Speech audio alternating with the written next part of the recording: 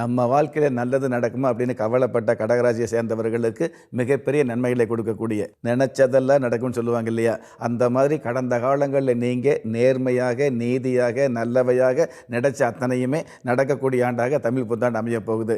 கடன் சம்மந்தப்பட்ட விஷயங்கள் பார்த்தீங்கன்னா ஏதாவது ஒரு வகையில் உதவி கிடைச்சி கடன் இல்லாத ஒரு ஆலோசனை கிடைக்கும், அல்லது கடன் என்ற சொல்லுக்கு இடம் இல்லாத சூழலை ஏற்படுத்தக்கூடிய ஆண்டாக தமிழ் புத்தாண்டு அமையும். கடகராசிக்காரர்கள் அப்படின்னாலே இளமை அவங்கள்ட்ட எப்பொழுதுமே இருந்துருக்கும். ஏன்னா ராசிநாதன் சந்திரன் இந்த வருஷம் பிறக்கும்பொழுது ராசிநாதன் சந்திரன் 4வது வீட்டில் உட்கார்றார்.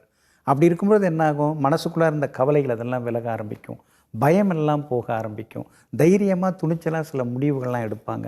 நிறைய கடகராசிக்காரங்கள் கடந்த காலத்தில் வீண் பழிச்சொல்லுக்கு ஆளானாங்க. அந்த நிலைமை மாறும். அதனால் இந்த தமிழ் புத்தாண்டு எல்லா அம்சங்களையும் அள்ளித்தரக்கூடிய ஒரு வருடமாக கடகராசிக்காரர்களுக்கு இருக்கும். கடகராசிக்காரர்களுக்கு தமிழ் புத்தாண்டு பார்த்திங்கன்னா, ராசிக்கு 10ஆம் இடத்திலே சூரியன் உச்சம் பெற்று 9ஆம் இடத்தில் சுக்கிரன் உச்சம் பெற்று நீச்சபங்க ராஜயோகம்.